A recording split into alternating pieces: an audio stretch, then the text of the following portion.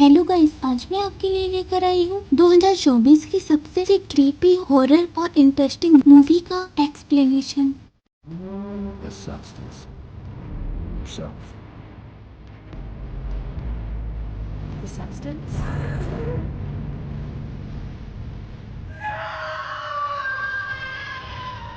Movie की शुरुआत में हम देखते हैं कि एलिजाबेथ स्पार्कल अपना 50वां जन्मदिन मना रही होती है। अब वो बूढ़ी हो गई है, लेकिन अभी भी अपने शो पर परफॉर्म करती है। शूटिंग खत्म होने के बाद वो वॉशरूम की तरफ जाती है, लेकिन फीमेल वॉशरूम बंद होने की वजह से वो मेल वॉशरूम में चली जाती है। वॉशरूम में शो का डायरेक्टर फोन पर बात करते हुए आता है। वह किसी से कहता है कि एलिजाबेथ अब बूढ़ी हो गई है, अब उसमें वो बात नहीं है। इस बात से एलिजाबेथ का दिल टूट जाता है और वह उदास रहने लगती है। और एक दिन वह अपनी कार से कहीं जा रही होती है, तभी उसका ध्यान भटकने की वजह से उसका एक्सीडेंट हो जाता है। जब उसे होश आता है तो वो अपने आप को हॉस्पिटल में पाती है।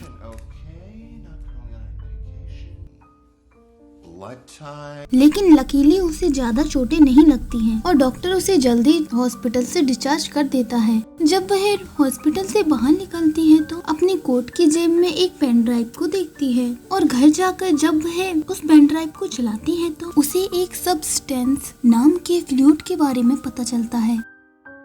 Comes from you.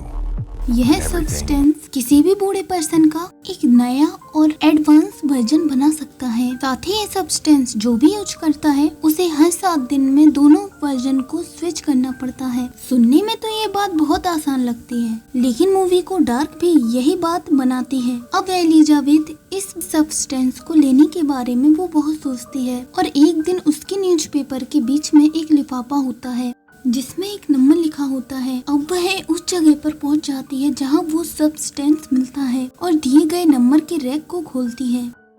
और जब वह अपने सामान को लेकर घर पहुंचती है तो वह उस सब्सटेंस को अपनी बॉडी में इंजेक्ट कर लेती है। इसके बाद हमें एक बहुत ही डिस्टर्बिंग ट्रांसफॉर्मेशन देखने को मिलता है और एलिजाबेथ के अंदर से उसका एक नया वर्जन निकलता है जो कि बहुत सुंदर और जवान होता है। इसके बाद वह एलिजाबेथ के पुराने वर्जन को जिंदा रखने के लिए उसके अंदर एक फूड सप्लाई इंजेक्ट करती है। अब एलिजाबेथ का न्यू वर्जन लोगों में बहुत पॉपुलर होने लगता है और लोग उसे बहुत पसंद करने लगते हैं। एलिजाबेथ के इस न्यू वर्जन का नाम सू होता है और वह अपने डांस से लोगों को बहुत सरप्राइज करती है। अब 7 दिन बीत जाते हैं और एलिजाबेथ के पुराने वर्जन का टर्न आता है। जब एलिजाबेथ होश में आती है तो अपनी डायरेक्टर के ऑफिस जाती है, लेकिन डायरेक्टर उसे पैसों के बदले बहुत बातें सुनाता है। एलिजाबेथ अपने घर लौट आती है और उसके दूसरे दिन न्यूज़पेपर में एक लिफाफा आता है जिसके अंदर लिखा होता है कि उसके फूड सप्लाई की डिलीवरी हो चुकी है, वह जाकर उसे ले सकती है। एलिजाबेथ अपनी फूड सप्लाई लेकर अपने घर आती है और देखते ही देखते 7 दिन बीत जाते हैं और सू का टर्न आता है।